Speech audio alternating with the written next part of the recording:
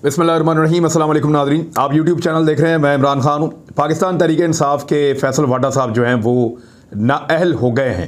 Election commission of Pakistan के फैसले के बाद उनके खिलाफ एक दरख्वास्त थी कि उन्होंने अपनी अमरीकी शहरियत को छुपाया था और इस बुनियाद के ऊपर इलेक्शन कमीशन ऑफ पाकिस्तान ने फैसला किया। उससे पहले फैसल वाडा साहब अदालत में चले गए थे इस मामले को रुकवाने के लिए, लेकिन अदालत ने उनके खिलाफ फैसला दिया और फिर इलेक्शन कमीशन को कहा कि 2 महीने के अंदर फैसल वाडा साहब के मामले के ऊपर फैसला किया जाए। और वो फैसला आ गया था और अब फैसला सुना दिया गया है। 3 रुकनी बेंच जो है इलेक्शन कमीशन का, उसने ये फैसला सुनाया और वो ये कहते हैं कि 2018 में फैसल वाडा ने जब अपने कागजात नामजदगी जमा करवाए तो उसमें अपनी अमरीकी शहरियत को छुपाया। ये एक गलत चीज़ है और इसकी गुंजाइश कानून में नहीं है, लिहाजा उनको नाअहल करार दिया जाए। सवाल ये है कि फैसल वाडा साहब क्या ताहयात नाअहल हो गए हैं? तो उसका जवाब ये है कि अपने फैसले में आइन के 2 आर्टिकल्स का हवाला दिया है इलेक्शन कमीशन ने। एक आर्टिकल 63(1)(c) और दूसरा आर्टिकल 62(1)(f). ये जो दौरी शहरियत के हवाले से 63(1)(c) है, जबकि 62(1)(f) जो है वो ताहयात नाअहली से मुताल्लिक है। वकला ये कह रहे हैं, या साबिक सेक्रेटरी कंवर दिलशाद जो हैं उन्होंने भी ये कहा कि फैसल वाडा की जो नाअहली है वो ताहयात नाअहली के कानून के तहत की गई है, क्योंकि उन्होंने अपने बयान हल्फी में हकायक छुपाए थे, जैसा कि मियां नवाज शरीफ साहब ने छुपाए थे, जैसा कि जहांगीर तरीन साहब के साथ हुआ। तो इसी तरह वो भी ताहयात नाअहल हैं, फैसल वाडा भी ताहयात नाअहल होंगे। फैसल वाडा के वकील कह रहे हैं कि वो सुप्रीम कोर्ट में चैलेंज करेंगे, जबकि इलेक्शन कमीशन का ये फैसला जो है वो सुप्रीम कोर्ट में चैलेंज किया जा सकता है। लेट्स सी वो क्या कर पाते हैं, या उनके पास अपने दिफा में कहने के लिए वहाँ पर कुछ है या नहीं। केस के ऊपर नज़र रखेंगे, आपको बताएंगे। लेकिन इसमें एक चीज़ और है, ज़रा केस समझ लें हुआ क्या था। फैसल वाडा ने अपने कागजात जमा करवाए थे इलेक्शन कमीशन ऑफ पाकिस्तान में इलेक्शन लड़ने के लिए कराची की नशिस्त से 11 जून 2018 को कागजात जमा करवाए थे। कागजात उनके मंजूर हुए थे 18 जून 2018 को। अब इस बीच में फैसल वाडा जो थे वो अमरीकी शहरी थे। इसके बाद फैसल वाडा ने 22 जून 2018 को, यानी कागजात नामजदगी मंजूर होने के 4 दिन के बाद, एक दरख्वास्त जमा कराई अमेरिका को, अमरीकी सफारत खाने में, कि मेरी अमरीकी शहरियत जो है मनसूख कर दी जाए। 3 दिन के बाद उसके ऊपर अमल हुआ और उनको सर्टिफिकेट 25 जून 2018 को मिला, जो कि उनके कागजात नामजदगी जमा करवाने के बाद हुआ। यानी उन्होंने अमरीकी शहरियत छोड़ दी, लेकिन छोड़ी कब? कागजात नामजदगी मंजूर होने के बाद छोड़ी और बाद में उनको सर्टिफिकेट मिला, लेकिन इलेक्शन होने से पहले वो छोड़ चुके थे।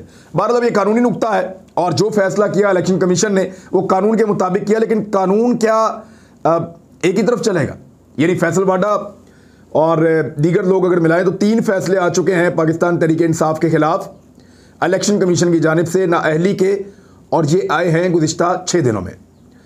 हालांकि इसहाक डार साहब का केस है, बड़े लंबे अरसे से पड़ा हुआ है, वो एक मफरूर है, वो इलेक्शन लड़े और जीत गए और वो दोबारा कभी असेंबली में आए भी नहीं। यानी वो सेनेटर बनने के बाद से लेकर अब तक नहीं आए और इतने अरसे से बाहर हैं। उनके खिलाफ केस पेंडिंग है, चलता चला आ रहा है, लेकिन इलेक्शन कमीशन ने उनके खिलाफ फैसला नहीं दिया।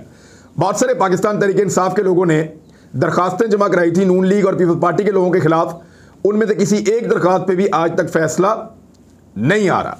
और इसके अलावा आसिफ अली जरदारी साहब का अपना एक मामला है, मैं आपको बताया तो उनका एक अमेरिका में जरदारी साहब का एक फ्लैट है न्यूयॉर्क में, ये बड़ा महंगा फ्लैट है।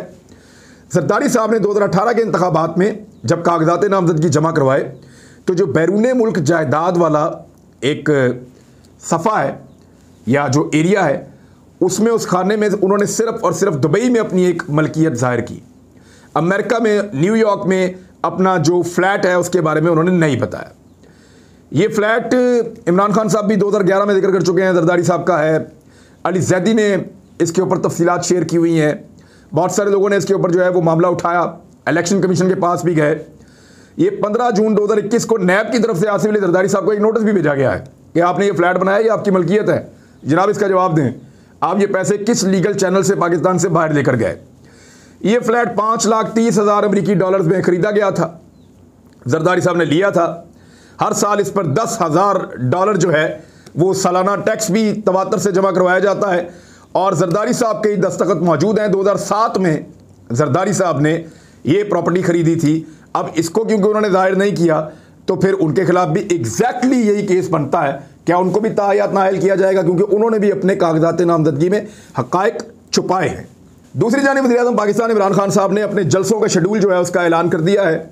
सबसे पहले मंडी बहाउद्दीन में जाएंगे 18 फरवरी को, शॉर्ट नोटिस के ऊपर वहाँ पे जलसा करने जा रहे हैं। और यहाँ से पता चलेगा कि इमरान खान साहब का मोमेंटम जहाँ से टूटा था वहीं से बन रहा है या नहीं बन रहा, और क्या हेल्थ कार्ड या बाकी फैसिलिटीज़ उनको सपोर्ट कर रही हैं या नहीं कर रही। ये बहुत इंपॉर्टेंट है, क्योंकि अवामी तहरीक उनके खिलाफ खड़ी होने वाली है। वो अवामी तहरीक जो PDM खड़ी कर रही है, बकौल उनके वो बहुत बड़ी तादाद में अवाम को लेकर आएंगे। उससे पहले क्या वो उससे बड़ी तहरीक अपने हक में खड़ी कर सकते हैं? क्या वो ज़्यादा बड़ी तादाद में लोगों को निकाल सकते हैं? तो उन्होंने पब्लिक गैदरिंग्स का फैसला किया है। चारों सूबों के अंदर जाएंगे, बड़े जलसे करेंगे, पंजाब में, KP में, सिंध में, फिर बाद में बलूचिस्तान में। तो उनका इरादा है कि वो बड़े जलसे करें, अवाम से खिताब करें और बड़ी तकरीबात से अपनी पॉपुलैरिटी को लोगों के सामने शो करें। अब इनके खिलाफ एक तहरीक अदम एतमाद भी आ रही है। एक्सप्रेस न्यूज़ ने एक खबर दी है, उनके मुताबिक जो तहरीक अदम एतमाद इमरान खान साहब के खिलाफ आनी थी मार्च में या मई तक, इसके बीच का ड्यूरेशन लिया जा रहा था कि अगले बजट से पहले इमरान खान को हटा दो, वो बहुत मुमकिन है कि 1 महीने के अंदर अंदर आ जाए।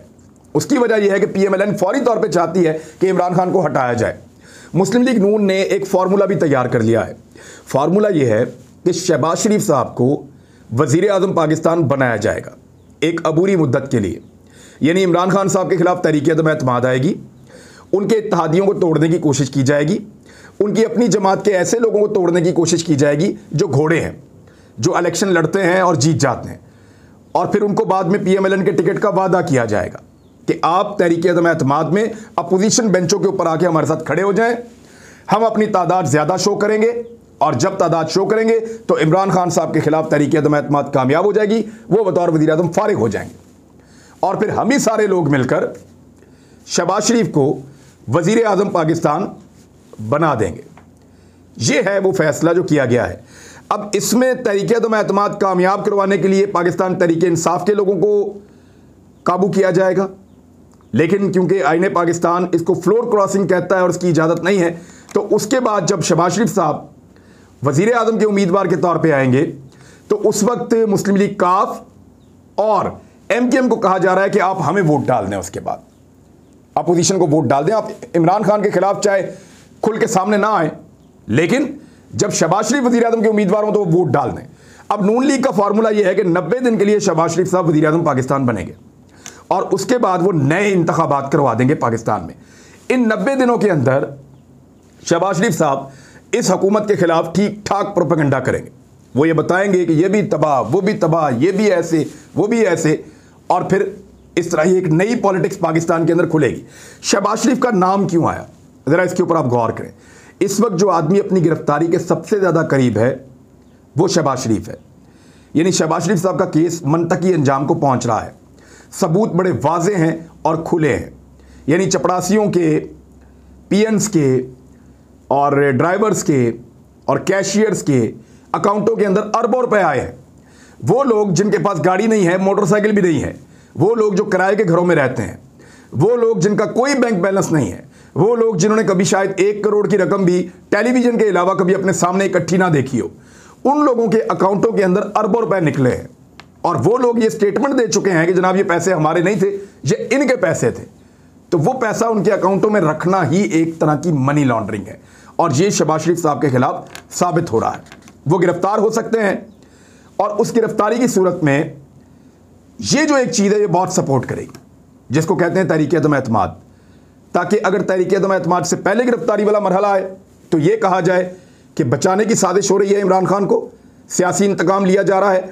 उसके बाद अगर ये मरहला है तो ये कहा जाए कि सियासी इंतकाम इमरान खान ले रहे हैं। इस चीज़ को बहुत तेज़ी से अब PMLN करना चाहती है। नवाज शरीफ, शहबाज शरीफ, पूरी पार्टी इसके ऊपर राज़ी हो गए हैं। पीपल्स पार्टी इसके ऊपर पूरी तरह से राज़ी नहीं है। पीपल्स पार्टी ये चाहती है कि जो भी अबूरी वज़ीर आज़म अगर आए तो फिर वो ये 5 साल पूरे करे, और 5 साल पूरे करने के बाद वक्त के ऊपर नए इलेक्शन करवाए जाएं, क्योंकि पीपल्स पार्टी सिंध में अपनी मुद्दत भी पूरी करना चाहती है। यहाँ पे एक कन्फ्यूजन रह गया है, जिस कन्फ्यूजन के दूर होने के बाद ये तहरीक अदम एतमाद पेश की जा सकेगी। अब PMLN अपना मौक़िफ़ छोड़ती है या पीपल्स पार्टी, ये बात की बात है। लेकिन शहबाज शरीफ साहब की गिरफ्तारी जो है वो बहुत करीब आ चुकी है और गिरफ्तारी से बचने के लिए इवन जजेस तक को धमकाया गया है कि जिस जज ने हमारे खिलाफ फैसला दिया हम उसका घेराव भी करेंगे, यहां तक कहा गया है। लेकिन अदलिया ने इसके ऊपर किसी किस्म का कोई नोटिस नहीं लिया। अब तहरीक-ए-एतमाद कामयाब होगी या नाकाम होगी, बड़ा सवाल है ना।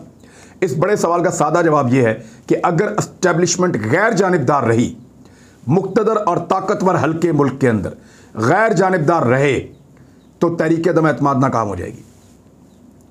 अगर एस्टेब्लिशमेंट ने अपने आप को बाहर रखा तो तहरीक-ए-एतमाद नाकाम हो जाएगी। लेकिन अगर एस्टेब्लिशमेंट ने कोई डील दी है या एनआरओ दिया है या कोई मामला तय हो गए हैं, तो फिर इमरान खान साहब के खिलाफ अदम एतमाद की तहरीक कामयाब हो सकती है।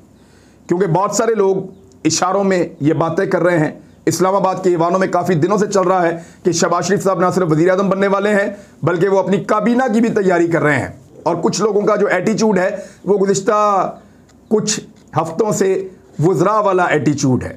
ऐसा लगता है कि शायद उनको कुछ बहुत बड़ा मिलने वाला है। लेकिन इस सारे के अंदर सब लोग एक फैक्टर भूल जाते हैं कि क्या इमरान खान को निकालेंगे और वो घर चला जाएगा?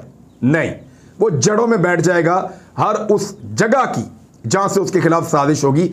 ये बात भी सारे लोग जानते हैं। उसका रिएक्शन क्या होगा इसके बारे में असेसमेंट अभी बाकी है, और जहां हतमी फैसले होते हैं वहीं पे इसकी भी असेसमेंट होनी है कि ये रिस्क लेना है या नहीं लेना। अब आ जाए सऊदी अरब के साथ एक बड़ा शानदार मुआहदा हुआ पाकिस्तान का, और ये एक बहुत अच्छी और बड़ी खुशखबरी है।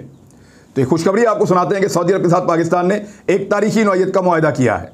मशरिक़ वस्ता में पाकिस्तान का एक शानदार लेबर का मुआहदा तय हुआ है जिससे लाखों पाकिस्तानियों को नौकरियां मिलेंगी। पाकिस्तानी लेबर को लाखों नौकरियां मिलने का रास्ता खुल गया है। वज़ीर आज़म इमरान खान और सऊदी वली अहद मोहम्मद बिन सलमान के मिशन ग्रीन मिडल ईस्ट के तहत पाकिस्तान और सऊदी अरब के दरमियान ग्रीन MOU पर दस्तखत हो गए हैं। मशरिक़ वस्ता में अरबों दरख्त लगाने के लिए पाकिस्तान ने सऊदी अरब के साथ इश्तराक कर लिया है, जिसके तहत मशरिक़ वस्ता के ममालिक में पाकिस्तानी लेबर को ग्रीन नौकरियां मिलेंगी। यानी पाकिस्तानियों को नौकरियां मिलेंगी प्लांटेशन के लिए, उनके लिए निज़ाम बनाने के लिए, उनके लिए वाटर सिस्टम लगाने के लिए। और ये बहुत बड़े पैमाने पर काम होता है, क्योंकि जब आप थोड़े बहुत पौधे लगाते हैं, छोटा मोटा बाग लगाते हैं, छोटा मोटा जंगल लगाते हैं, तो वो आप प्रैक्टिकली उसको काबू कर सकते हैं। लेकिन यहाँ पे बहुत बड़ी बड़ी मशीनें, बहुत बड़ा निज़ाम, एक खुदकार सिस्टम पूरा का पूरा शामिल होगा। लेकिन पौधे लगाने के लिए बहुत बड़ी तादाद में लेबर चाहिए होगी, जिसमें माली चाहिए होंगे, बीजों से पौधे बनाने वाले लोग चाहिए होंगे। तो यहाँ पाकिस्तान में खैबर पख्तूनख्वा में बहुत बड़ी लेबर तैयार हुई है बिलियन ट्री सुनामी के दौरान। वहाँ पे लोगों ने एक छोटा कारोबार के तौर पे इस चीज़ को लिया। वो पौधे पैदा करते थे, उनको बड़ा करते थे, हुकूमत को बेचते थे, और फिर उन पौधों को हुकूमत प्लांट करती थी मुख्तलिफ जगहों पे, और इस तरह उन्होंने अपना मनसूबा बनाया है। तो बहुत सारे लोगों को तजुर्बा हो गया है। अब ये जो तजुर्बाकार लोग हैं जो पाकिस्तान में मौजूद हैं, इनको नौकरियां मिलेंगी सऊदी अरब में और मिडिल ईस्ट में, जहां पे अरबों दरख्त लगाए जाएंगे। यानी ये 10 बिलियन ट्री सुनामी का एक मनसूबा है जो वहां बनाया जाएगा, और एक बहुत बड़ा ग्रीन इनिशिएटिव है।